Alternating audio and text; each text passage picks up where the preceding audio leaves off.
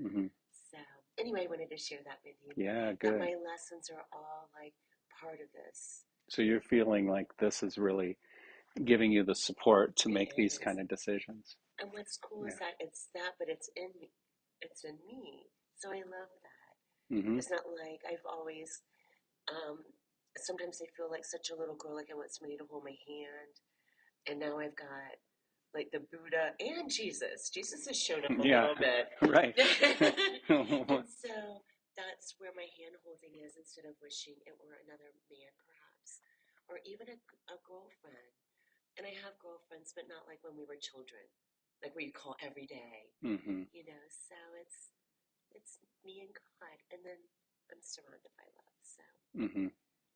Yeah, it's beautiful. and I remember that what I see and think is not doesn't mean anything, and the ego kind of understanding that on a deeper level, Mm-hmm. Yeah. and my loneliness can be healed. I don't know if those are the right words, but it doesn't have to run the show, Oh man, yeah. because the Yeah, when loneliness is my loneliness runs the separation. show. Is the separation from God, right?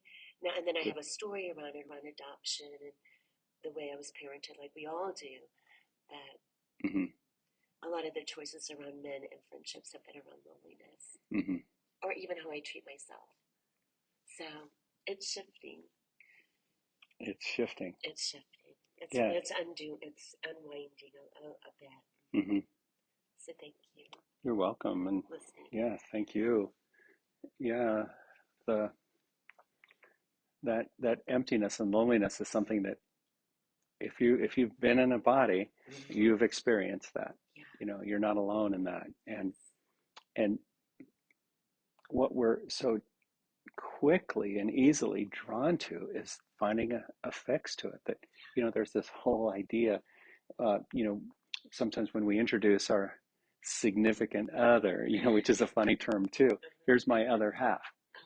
Oh, And so we're programmed to complete ourselves through another, even on at what seems like a healthy level. I'm well adjusted to society and everything and this and that, but still, this is my other half. This is what completes me. And and I'm just thinking back to the vows that we had when my wife and I got married. I had discovered the course in 1990, and then it had opened my heart up and my mind up just enough to be ready for Lori, my wife, because I wasn't that great at relationships either. I wanted to have one, but I just couldn't figure out how to maintain one for very long, even though I wanted it. It's like a skill set, but really a mindset. And and then it just opened my heart up to like some to real love, just enough to be totally open and really present, really available, and bam, Lori shows up. And she kind of came out of something similar. And then uh, and once you open to spirit, even on really subtle lessons, you may not see it or feel it now, but there will come a point where you're able to look back and you go, whoa, yeah, this was all directed. This was when I finally started getting out of my own way. And it doesn't mean that it's all a bed of roses. There's work along the way, but but but you'll always be able to look back on it and see how it was guided and directed, and love had your hand the whole way, and that we needed to go through those steps. Anyway, what I wanted to get to was we were given our good friend Jean Langlois, who was a minister and who had about 7 or 8 years in the course ahead of us. So he gave us all kinds of insights into the course.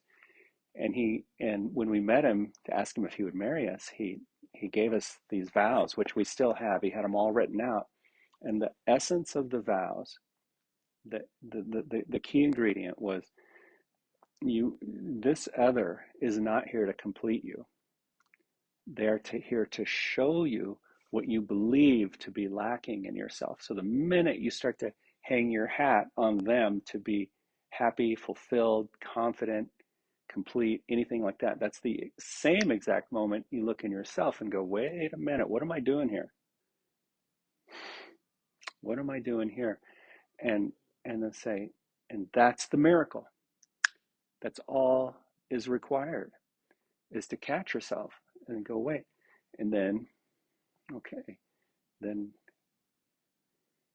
that's really what all relationships are for on all levels, whether it's romantic, business, casual, uh, spontaneous.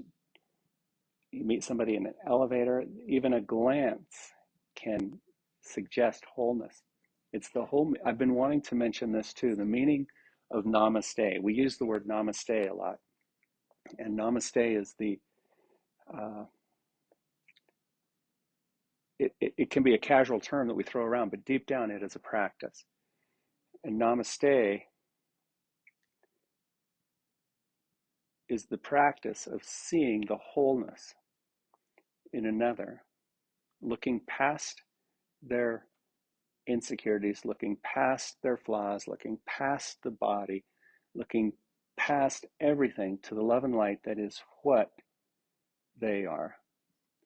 And in so doing, if I can see that in you, if I can even begin that practice of seeing that in you, perfection's not required, then I start to see it in myself. That's what makes namaste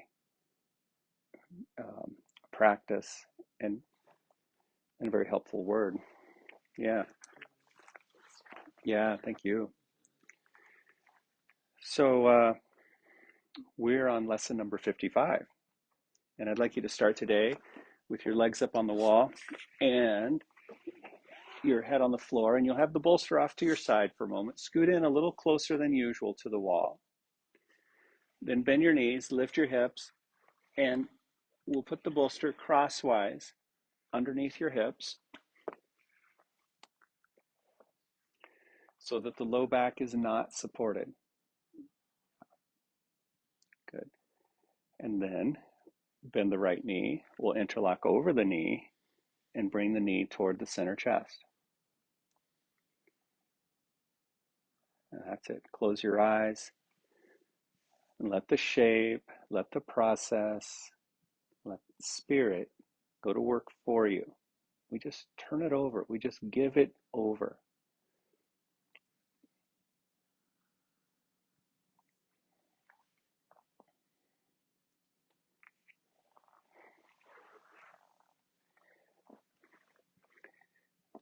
Okay, breathe easy in and out of your nose. Lesson number 55, the first paragraph. I am determined to see things differently. See, we couldn't have had that discussion that we just had if you hadn't set that as a goal previously. I am determined to see things differently, and now things start to appear differently. Okay, what I see now are but signs of disease, disaster, and death. This is all from the ego perspective. This cannot be what God created for his beloved Son. The very fact that I see such things is proof that I do not understand God. Therefore, I also do not understand his Son, the Christ light. What I see tells me that I do not know who I am. I am determined to see the witnesses to the truth in me rather than those who show me an illusion of myself. It's exactly what we were talking about just now. I am determined to see the witnesses to the truth in me. What is a witness but a person or a circumstance or maybe even a place, a surrounding environment that is witness to Christ vision, true self, the healed mind, versus signs of disease, disaster, and death, symbols of separation that only the ego perceives, none of which is true. Release your foot back up onto the wall, and bring the left knee toward the center of the chest. Work exactly according to the feedback. We don't go blasting through blockages. We don't go aggressing through anything. Close your eyes and we wait, because that's what love does. Love waits and judges not. What I see, number 2, is a form of vengeance. The world I see is hardly the representation of loving thoughts. Again, from the ego perspective. It is a picture of attack on everything, by everything. It is anything but a reflection of the love of God and the love of His Son, which is you and me, which is us. Sometimes it's referred to as the sonship, the, the, the healed collective mind. It is my own attack thoughts that give rise to this picture. Of course, my loving thoughts will save me from this perception of the world and give me the peace God intended me to have. Ah, thank you.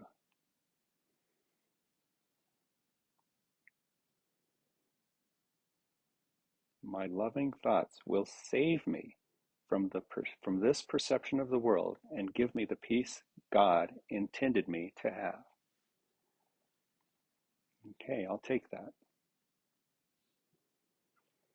Release your heel back up onto the wall.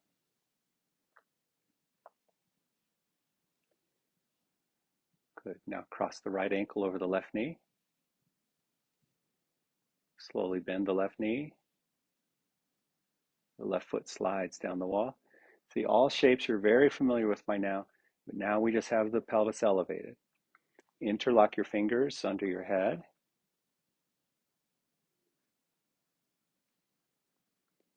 And slowly turn your head to the left.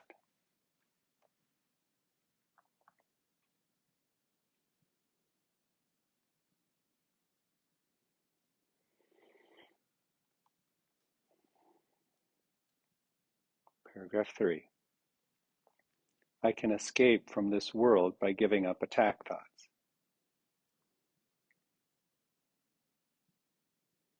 Yeah, there's an escape hatch. And the escape hatch is an inner one. We find it in our heart and our mind and our deepest prayer first.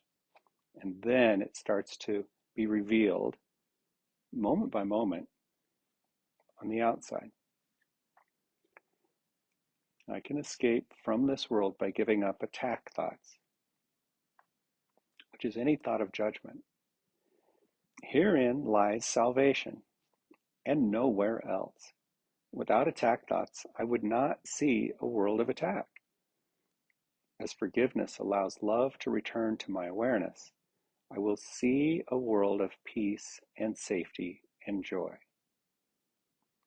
And it is this I choose to see in place of what I look on now.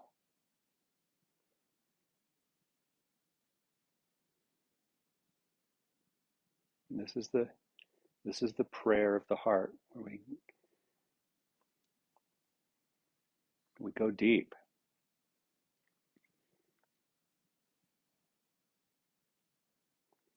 Bring your head back to the center.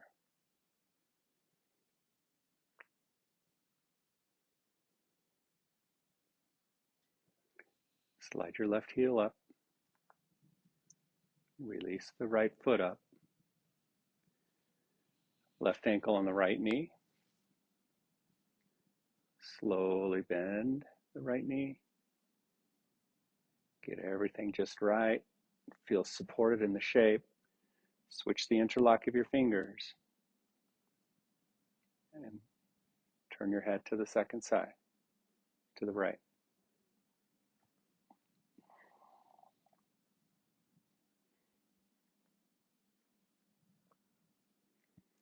Number 4. Referring back to lesson number 24. I do not perceive my own best interests. How could I recognize my own best interests when I do not know who I am?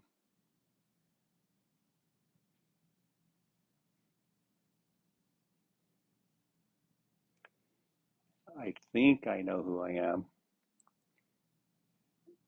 I think I'm a body, vulnerable to outer circumstances and situations.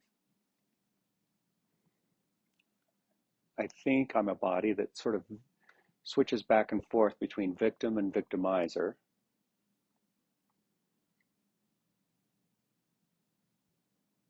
I think I'm a body that needs to be fulfilled by other bodies and other outer situations and other circumstances.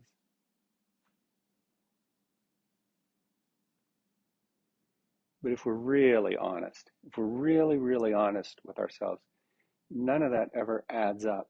It doesn't really feel right. We can work super hard at covering it, but it never feels quite right. And that's why we have this first sentence. How could I recognize my own best interests when I do not know who I am? What I think are my best interests would merely bind me closer to the world of illusions. I am willing to follow the guide God has given me to find out what my own best interests are, recognizing that I cannot perceive them by myself.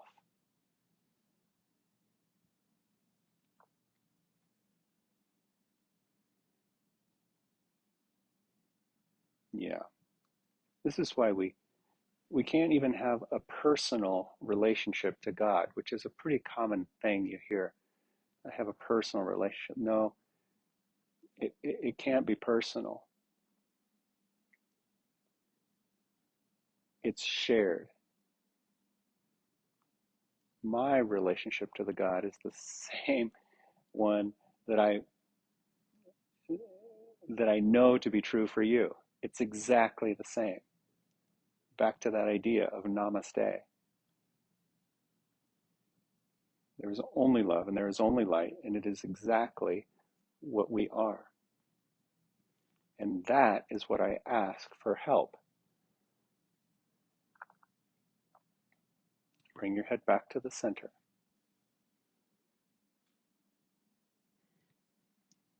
Release. Slide your right foot up.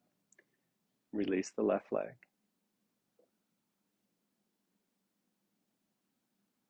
Bring your arms down by your sides.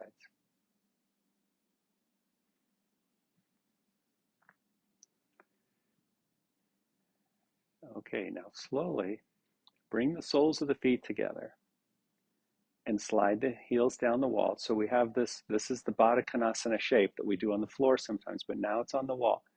Don't come down too far. Keep the heels pressing into the wall, the same as the whole outer edge of the foot. So the center heel, the big and little toe base are contacting, soles of the feet together, and then the whole outer edge of the foot presses into the wall. And don't be surprised if you get a cramp in the outer part of your lower leg. That is quite common in this shape. Try not to react to that. Be with it. It can be quite strong. Just know that it'll pass. Press your feet into the wall some. Move your low back toward the floor a little bit. Just a little activation here.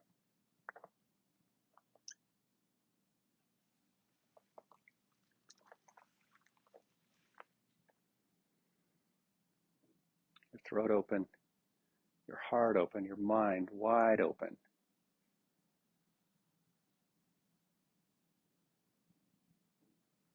That's nice. And then slowly keep your feet together as long as you can as you start to slide your feet up the wall.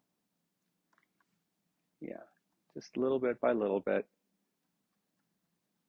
Keep them together and then slowly release your legs up onto the wall. All 10 toes towards you. Open the soles of the feet. Firm your thighs. Press down into the bolster. Hollow the belly out. Strong active legs. Straight knees.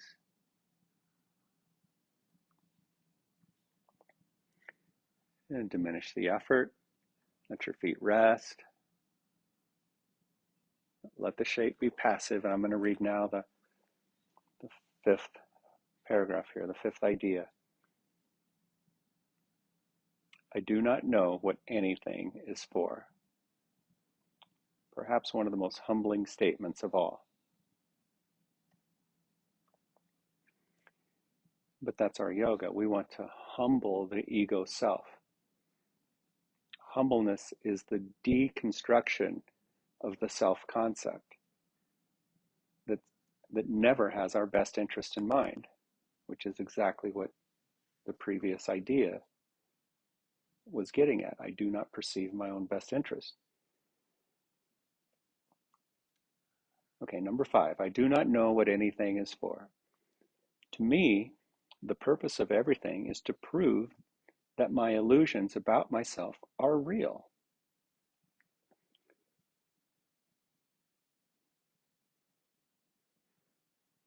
Yeah,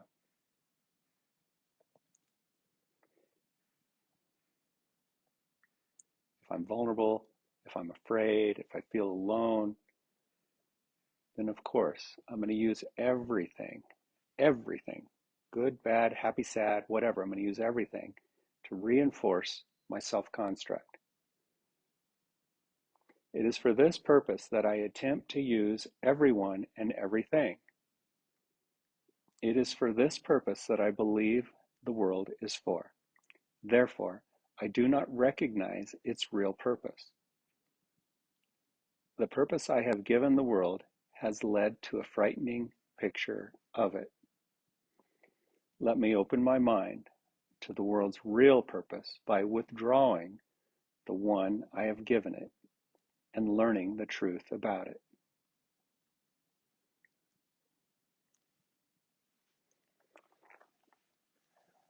So we take a step back. We take a figurative step back and we let love and light show us the way. Why wouldn't I, since deep down I don't know what anything is for? I don't want to be in charge anymore. It hasn't worked so far. Why would I expect it to work in the future? All right, now bend your knees, lift your hips, pull the bolster off to one side. Lower yourself down slowly. Extend your legs up.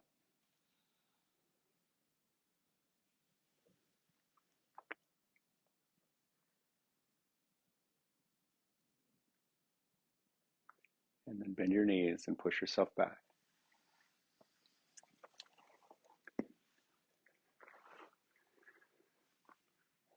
Yeah, stretch your arms and legs.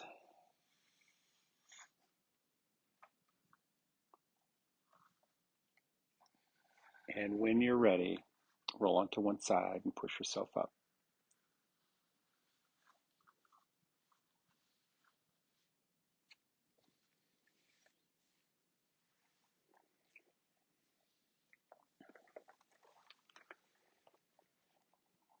Let's take a second and read back through the 5 ideas. And remember, the instructions at the beginning of the review was to let one sit with you throughout the day. Maybe there's 1 or 2 that really ring true in your heart that you're called to practice. So here's the first one. I am determined to see things differently. Number 2, what I see is a form of vengeance. Number 3, I can escape from this world by giving up attack thoughts. Number 4, I do not perceive my own best interests. And number 5, I do not know what anything is for.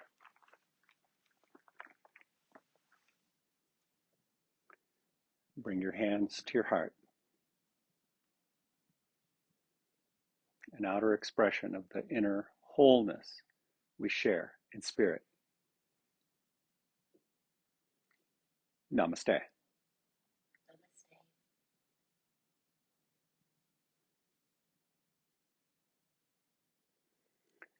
All right. Thanks, Lisa. Yeah, and thank you for joining us. Have a happy day.